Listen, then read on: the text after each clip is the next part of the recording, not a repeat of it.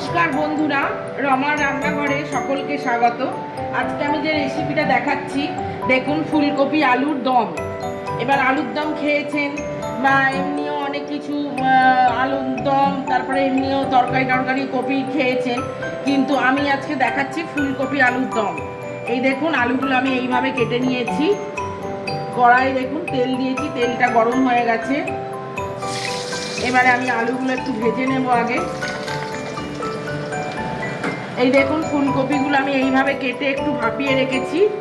এইরকমভাবে ডুমো ডুমো করে দেখুন ফুলকপিগুলো, এখনকার এই ফুলকপিগুলো কত সুন্দর বন্ধুরা, দেখুন ফ্রেশ কপি। আমি একদম ভাপিয়ে একটু হালকা করে একটু ভাপিয়ে রেখেছি। এই যে একটু নুন দিয়ে দিলাম, আর অল্প করে একটু হলুদ গুঁড়ো দিয়ে দিচ্ছি। দিয়ে দেখুন আলুটা আমি ভেজে নেব। ফুলকপি আলুর এই দম একদম বন্ধুরা অসাধারণ খেতে লাগে। এই যে দেখুন বন্ধুরা, আমার আলুটা ভাজা হয়ে গেছে। এইবার আমি আলুটাকে তুলে নিচ্ছি। এইবারে দেখুন কপিগুলো ভাজবো। কপি সব একসঙ্গে দেব না, আমি অল্প অল্প করে ভাজবো। একসঙ্গে দিলে পরে ভাজা হবে না কপিটা। এই দেখুন আমি অল্প অল্প করে কপিটা ভাজছি। এই যে দেখুন বন্ধুরা, কপিগুলো আমার সব ভাজা হয়ে গেল। এই যে কপিগুলো আমি অর্ধেক অর্ধেক করে ভেজে নিলাম। এই দেখুন এইবারে এই তেলের মধ্যে আমি একটু ফোড়ন দিচ্ছি, একটু জিরে দিলাম, আর এই ছোট এলাচ দিচ্ছি 4টে, একটু দারচিনি দিয়ে দিলাম 2 টুকরো, তেজপাতা দিলাম,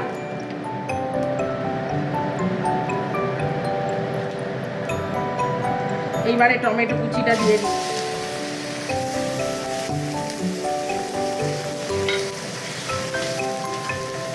একটু নুন দিয়ে দেবো। নুন দিলে টমেটোটা তাড়াতাড়ি নরম হয়ে যায়।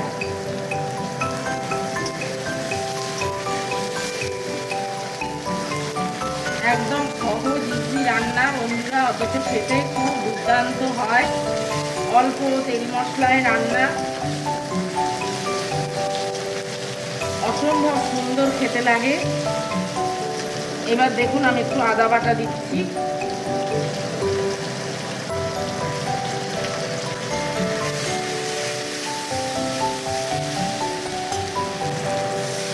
একটু জল দিয়ে দিলাম।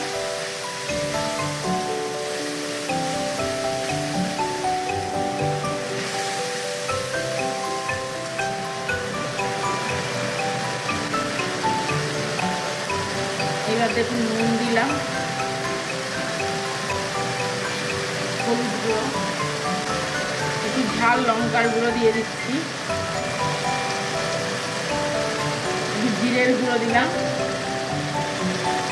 আর একটু ধনের গুঁড়ো।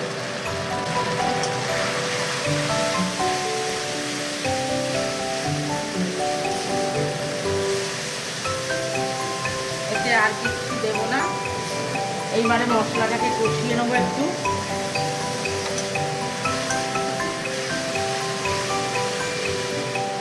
একটু নিরামিষ তরকারি তো, ওই জন্য একটু মিষ্টি দিচ্ছি।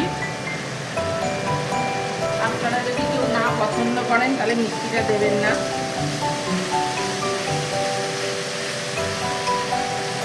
এই দেখুন বন্ধুরা, মশলাটা আমার কষানো হয়ে গেছে, তেল ভেসে উঠেছে।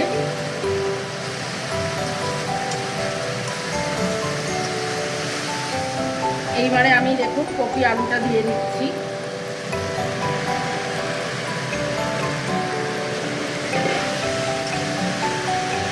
এই আলু কপির দমটা অত্যন্ত সুন্দর হয় খেতে, অপূর্ব খেতে লাগে।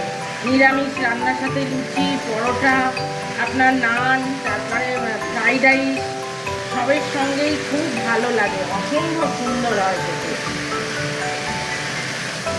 এত দুর্দান্ত স্বাদের হয় যে বন্ধুরা একবার একটু করে না খেলে এটা বুঝবেন না।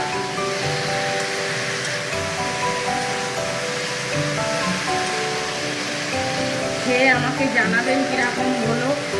আমার চ্যানেলটাকে লাইক করবেন, শেয়ার করবেন, সাবস্ক্রাইব করবেন, আর পাশে বেল আইকনটা ক্লিক করে দেবেন, যাতে আমি যে কোনো রান্না ছাড়লেই আপনারা সহজেই পেয়ে যান। অপূর্ব স্বাদের হয় এটা খেতে। এবার একটু দেখুন অল্প করে একটু জল দিচ্ছি।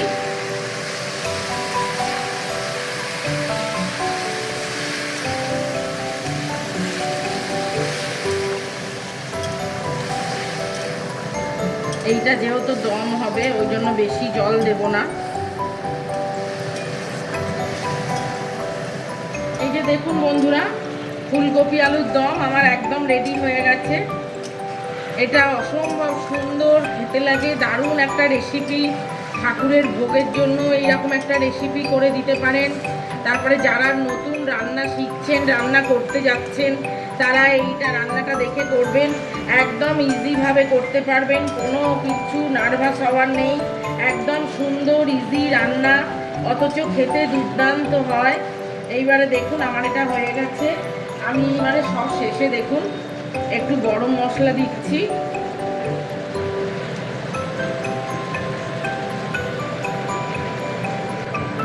আর একটু দেখুন জায়ফল গুঁড়ো একটু গুঁড়িয়ে রেখেছিলাম, একটু জায়ফলের গুঁড়ো দিচ্ছি, ব্যাস। আর কিচ্ছু এতে লাগবে না।